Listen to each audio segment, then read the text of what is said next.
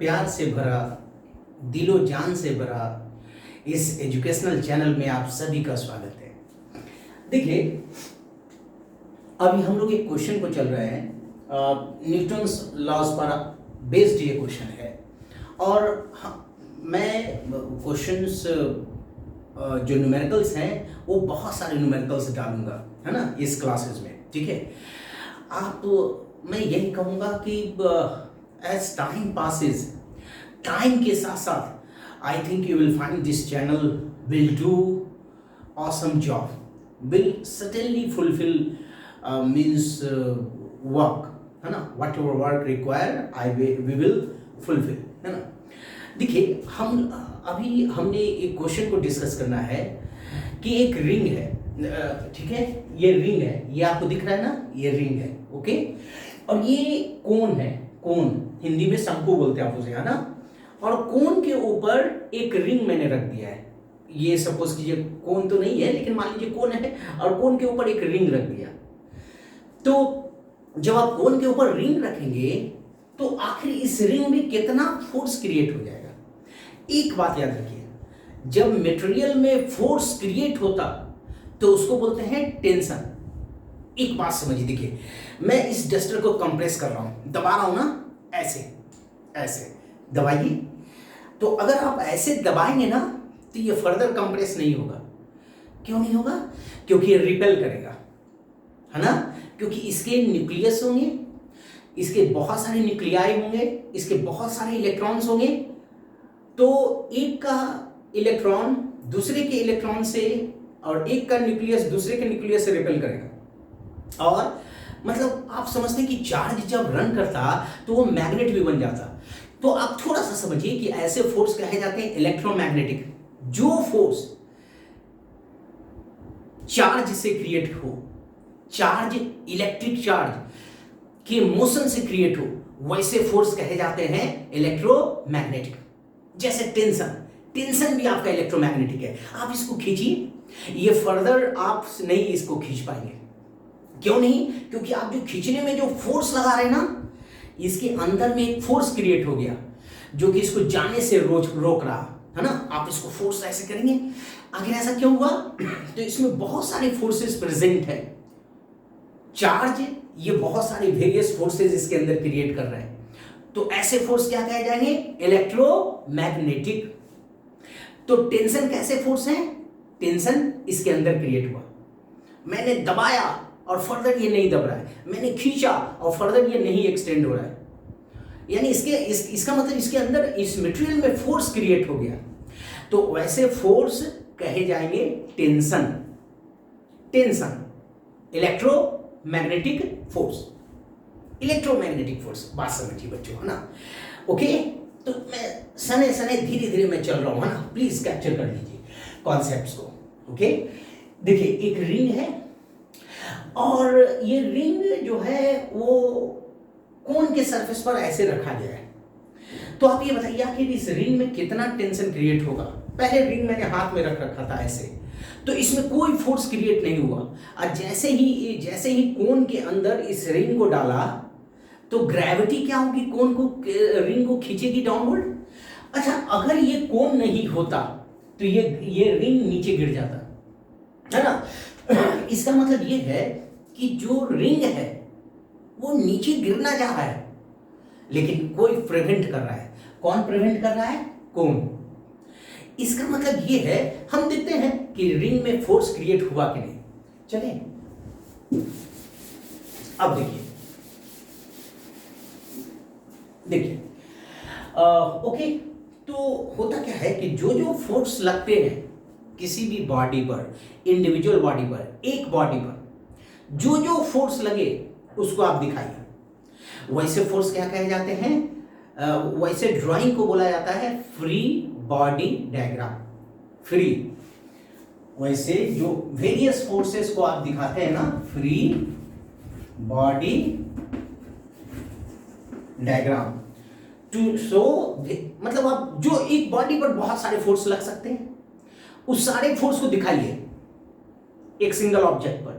तो वो ड्राइंग को बोलते हैं FBD। FBD free body diagram. Okay, अब देखिए,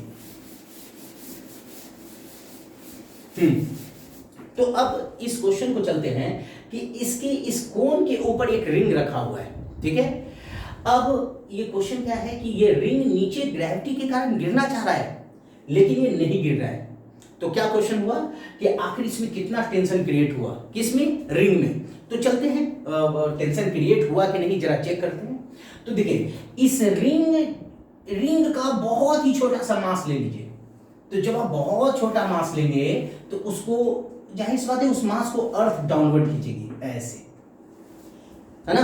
तो बहुत छोटा मास को मान लीजिए DM means differential mass, small mass को डीएम लिखते हैं फिजिक्स में, ठीक है, और इनटू ग्रेविटी, है ना। देखिए ये रेस्ट में है, इसके इनर्शिया रेस्ट में है। देखिए मैं जैसे ही हाथ से रिलीज किया, गिर गया। इसका मतलब इसकी वेलोसिटी जीरो से कुछ हुई, कितना से होती है, लगभग में 9.8 से बढ़ती है velocity, acceleration due to gravity, है ना। तो जैसे ही आप छोड़ेंगे तो इसके इनर्शिया रेस्ट से मोशन में आई, मतलब इस पर नेट फोर्स डाउनवर्ड लगा, यानी अर्थ कितना लगाती है, m/g। अब जो फोर्स है उसको आप दिखाएं। अब देखिए एक फोर्स क्या है, एक फोर्स इस डीएम पर, चूंकि ये कोन के सरफेस पर है। देखिए ध्यान से, मेरे हाथ पर ये डस्टर है, ओके भैया। अब आप ये बताइए डस्टर क्यों नहीं नीचे गिर रहा है, मीन्स जितना, कितने सारे फोर्स लग रहे हैं, जरा देखिए, एक अर्थ है, अर्थ लगा रही डाउनवर्ड, तब भी ये नीचे नहीं गिर रहा। यानी जितना अर्थ मैग्नीट्यूड की फोर्स लगा रही होगी उतना ही मेरा हाथ इस डस्टर को ऊपर की ओर लगा रहा होगा, जिससे कि टोटल फोर्स क्या हो जाए, 0। ओके, एक बार फिर, जितना अर्थ फोर्स लगाएगा उतना ही मैग्नीट्यूड का फोर्स मेरा हाथ ऊपर लगाएगा, तो इस पर टोटल फोर्स क्या हो जाएंगे, 0।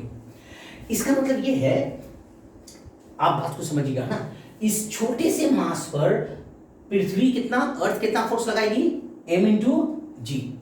ओके ना। अब देखिए कोई भी चीज सटा रहता है, बात को समझिएगा, कोई भी चीज सटा हुआ है तो एक फोर्स जरूर लगेगा सटने से, क्योंकि इसमें भी बॉन्ड है और इसमें भी बॉन्ड है, इसमें भी कह सकते हैं आप क्या है, इलेक्ट्रॉन प्रोटॉन न्यूक्लियस न्यूक्लियाई है, और इसमें भी है, तो इन दोनों में इंटरेक्शन होगा। वैसे फोर्स क्या कहे जाएंगे, नॉर्मल कॉन्टैक्ट फोर्स, एन से लिखते हैं। एक बॉडी दूसरे बॉडी पर रखी हुई है, हाँ ठीक है, ये कांटेक्ट में है, तो आप समझिएगा जब एक बॉडी दूसरे बॉडी पर कांटेक्ट में होता है तो एक फोर्स कम से कम लगता है, एक फोर्स। वैसे फोर्स क्या कहे जाते हैं, नॉर्मल कांटेक्ट फोर्स। जैसे ये देखिए एक फोर्स, इसमें दो फोर्स लग रहे हैं, फ्रिक्शन भी। अभी उसको बात को हटाते हैं। अभी ये देखिए, अब मेरे हाथ पर ये रखा हुआ है ना रेस्ट में, तो एक अर्थ लगाएगा और एक हाथ ऊपर की ओर लगाएगा, तो मेरा हाथ जो ऊपर की ओर फोर्स लगाया वो मेरे हाथ के परपेंडिकुलर है, सरफेस के परपेंडिकुलर, तो वैसे फोर्स क्या कहे जाते हैं, नॉर्मल कांटेक्ट फोर्स, ठीक है। तो आप देखिए इस छोटे से मास पर, ये देखिए ये कोन है, इस कोन का सरफेस है, ओके, और एक फोर्स इस छोटे से मास पर ऐसे लगेगा, ऐसे, जो कि इस सरफेस के क्या होगा, परपेंडिकुलर, और इसकी वैल्यू क्या होगी, इसकी वैल्यू होगी dn। dn मतलब स्मॉल, इसका मतलब होता है स्मॉल मास। स्मॉल डी क्या शो करता है कि स्मॉल सेगमेंट पर नॉर्मल कांटेक्ट फोर्स। ऐसे नॉर्मल को हम लोग n से लिखते हैं, ठीक है, लेकिन छोटे से मास पर जितना फोर्स लगेगा उसको आप लिख दीजिए dn, बस एक सिंबल है ना, dn। ओके, तो एक फोर्स dn लगा। कौन कौन फोर्स लगा, आप ये देखिए, इस छोटे से रिंग के छोटे से मास पर। अब आप इसको प्रोजेक्ट कर दीजिए, जनरली हम एक्सिस खींचते हैं ना, एक्स वाई जेड एक्सिस, इसको ऐसे प्रोजेक्ट कर दीजिए। ओके, अब आप ये देखिए, ये थीटा तो ये भी थीटा, राइट, तो ये क्या होगा, सरफेस और नॉर्मल परपेंडिकुलर होते हैं, अभी जस्ट मैंने हाथ से बताया था। तो ये थीटा, ये 90 माइनस थीटा, तो ये क्या हो जाएगा, थीटा। ओके ना, तो dn का एक इफेक्ट किधर होगा, वेक्टर मैं डिस्कस कर चुका हूं, है ना, ये मेरा प्रीवियस लेक्चर आप देख लीजिए, कि जिससे थीटा जुड़ा रहेगा वो उस ओर कितना फोर्स लगेगा, यस, उस ओर लगेगा dn cos थीटा, और उसके परपेंडिकुलर कितना लगेगा, उसके परपेंडिकुलर, यस, ये फोर्स कितना होगा, ये फोर्स होगा dn sin थीटा। ओके, तो आप यहां ध्यान दीजिएगा, ये रिंग का छोटा सा टुकड़ा पर दो फोर्स तो मैंने जान लिया। एक फोर्स सरफेस, एक सरफेस दूसरे सरफेस के टच में है, तो एक सरफेस दूसरे सरफेस से टच में होगा तो एक फोर्स जरूर लगेगा भैया। वो क्या कहेगा, वो क्या कहे जाएंगे, नॉर्मल कांटेक्ट फोर्स। और एक फोर्स अर्थ लगाएगी और एक फोर्स सरफेस लगाएगी। अभी मैंने जस्ट बोला कि अगर कोई मेरे हाथ पर ये बॉडी रखा हुआ है तो ये सरफेस इसको जरूर ऊपर की ओर फोर्स लगा रहा होगा, जिसको क्या बोलेंगे, इलेक्ट्रोमैग्नेटिक फोर्स और नॉर्मल कांटेक्ट फोर्स। यानी एक बॉडी दूसरे बॉडी से सटी हुई है तो एक फोर्स जरूर लगेगा, जिसको बोलेंगे एन, नॉर्मल कांटेक्ट फोर्स। तो एक फोर्स ये लग रहा है, एक फोर्स ये लग रहा है। अब आप ये बताइए, छोटा सा टुकड़ा ये इधर भागना चाह रहा है, इस फोर्स से इधर की ओर एक्सीलरेट होना चाहेगा, लेकिन ये नहीं भाग रहा, ये छोटा सा टुकड़ा ये नहीं भाग रहा इधर की ओर। ओके, मींस ये क्यों नहीं भाग रहा इधर की ओर, dn cos थीटा से इसको एक्सेलरेट होना चाहिए था। इसका मतलब ये है कि कोई फोर्स जरूर इसको अपोजिट लग रहा है, और ये फोर्स क्या लगेगा, ये फोर्स मटेरियल में क्रिएट होगा, इसमें रिंग में, इस रिंग में ये फोर्स क्रिएट होगा। और ये फोर्स कैसे लगेगा, ऐसे, जिसको बोलते हैं आप टेंशन। ओके, तो जाहिर सी बात है मटेरियल में फोर्स क्रिएट हो जाएगा, है ना। जैसे मैं अभी बता रहा हूं, मैं फोर्स लगाया, कंप्रेस किया, ये फर्दर कंप्रेस नहीं हो रहा है, मतलब ये जो है, देखिए मैंने आपको ऐसे दबा रहा हूं, इसको डस्टर को दबा रहा हूं ऐसे, डस्टर फिर तो नहीं दब रही है, इसका मतलब ये है कि डस्टर हमारे हाथ को भी फोर्स इधर की ओर लगाएगी। ओके, तो अगर किसी बॉडी को आप किसी बॉडी को फोर्स लगाएंगे तो वो भी आपको न्यूटन थर्ड लॉ से फोर्स लगाएगा। तो इसका मतलब है इस मटेरियल में फोर्स क्रिएट हो जाता है, जिसको क्या बोलते हैं, टेंशन। तो ये आप देख लीजिए, ठीक है। अब चलते हैं, दो फोर्स लग रहा था, एक फोर्स उसके मटेरियल में क्रिएट हो गया, ठीक है। या आप एक रस्सी लीजिए, रस्सी को खींचिए, इस स्ट्रिंग को या थ्रेड को, तो जब आप थ्रेड को खींचेंगे ना तो आपके दोनों हाथ करीब आना चाहेंगे। जैसे मान लीजिए थ्रेड है, मैं खींचा तो ये मेरा हाथ करीब आना चाहेगा, दोनों हाथ, इसका मतलब अंदर में फोर्स क्रिएट हुआ, जिसको क्या बोलते हैं, टेंशन। तो एक फोर्स क्रिएट हो गया टेंशन, जो कि प्रिवेंट करेगा इसको भागने से।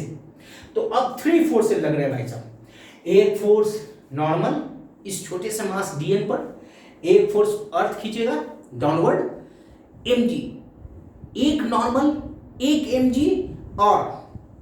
और एक लगेगा टेंशन।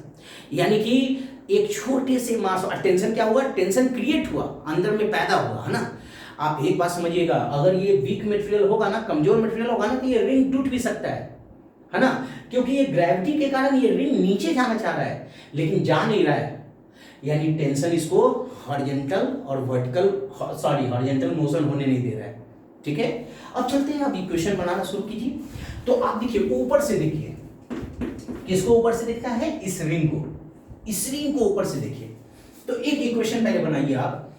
पहले ये रिंग का छोटा सा टुकड़ा ना ही ऊपर भाग रहा है ना ही नीचे भाग रहा है, तो एक इक्वेशन क्या होगा, एक होगा dn sin theta equal to mass into gravity, ठीक है। अब एक और होगा dn cos थीटा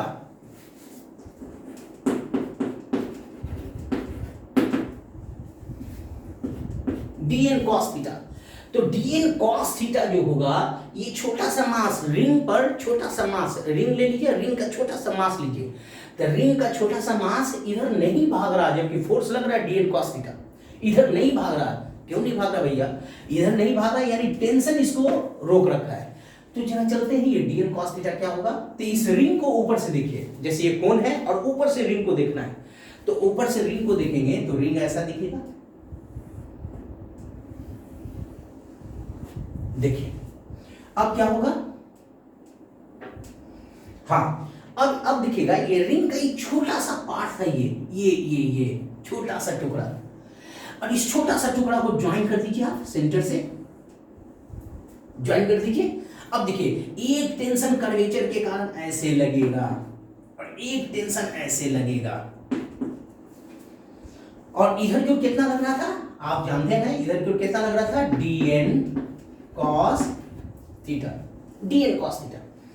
अब आप देखिए dn cos थीटा, ये छोटी सी जो एंगल है इसको कुछ नाम दे दीजिए और कंस्ट्रक्शन बना लीजिए। इस छोटी सी एंगल को हमने क्या नाम दे दिया, हमने नाम दे दिया डी अल्फा। बहुत स्मॉल एंगल, स्मॉल स्मॉल को हम लोग डी से लिखते हैं, डी अल्फा से।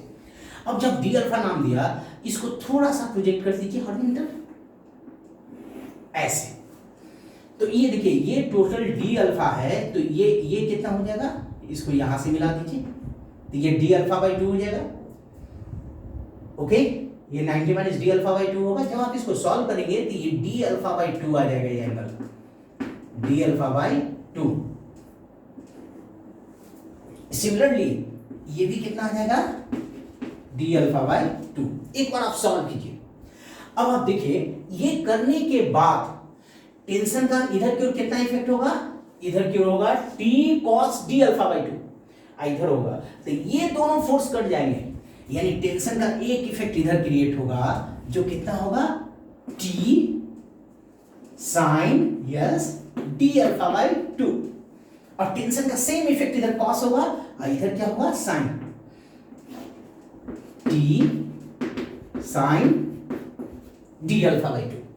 तो आप देख लीजिए हमने इस छोटे से रिंग को ऊपर से देखा तो टेंशन को थोड़ा समझा, टेंशन के कंपोनेंट को ब्रेक किया, तो टेंशन का कंपोनेंट ब्रेक करने पर आपका क्या आ गया, T sine d alpha by 2, T sine d alpha by 2। यानी कि ये छोटा सा पार्ट को नॉर्मल इधर भगाना चाह रहा है, लेकिन ये भाग क्यों नहीं रहा है, क्योंकि अंदर में मटेरियल के अंदर में फोर्स क्रिएट हो गया जो कि उसको भागने से रोक रहा है। तो कितना फोर्स क्रिएट हुआ, 2t sine d alpha by 2।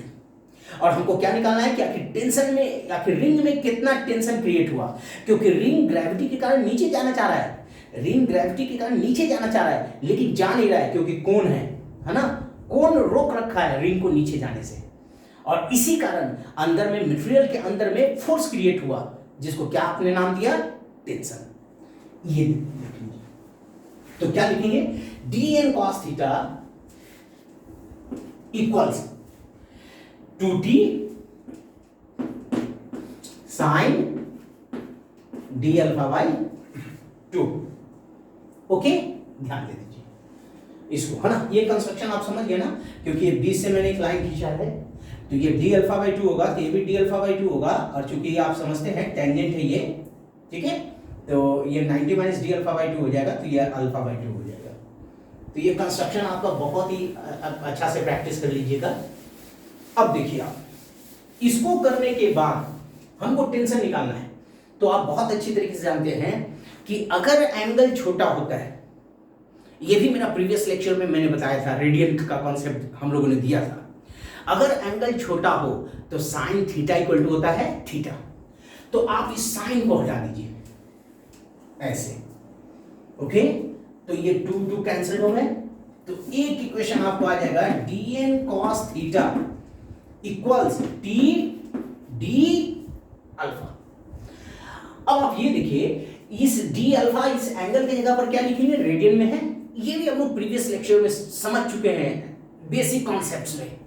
इस छोटे से एंगल को क्या लिखेंगे, इस छोटे से एंगल को लिखेंगे arc length dl by radius. याद रखिए d थीटा इक्वल टू होता है ना l बाई r। बस ये इक्वेशन आपका हो गया, ये इक्वेशन रहा 2। आपको क्या निकालनी है, टेंशन, वेरी सिंपल। इन दोनों इक्वेशन को डिवाइड कर दीजिए, फर्स्ट बाई सेकंड को। तो चलिए हम लोग डिवाइड करते हैं। तो जब आप डिवाइड करेंगे तो ये कैंसिल हो जाएंगे, तो आपको क्या आ जाएंगे, tan थीटा इक्वल्स dm। तो dm क्या होगा, yes dm mass of ring divided by 2 pi r, okay, into dn into g divided by t dl by r। अब देखिए ये यहां ध्यान देंगे ना, इधर यहां पर कैसे लिखा हमने, 2 पाई, सरकमफ्रेंस कितना है रिंग का, 2 पाई r। 2 पाई r में कितना मास फैला हुआ है, 2 पाई r में स्मॉल m मास फैला हुआ है। यूनिटी मेथड से चलिए, 2 pi r carrying how much mass? m. तो dl part of ring carrying how much mass? The dl into m divided by 2 pi r. Unitary method लगा दीजिए।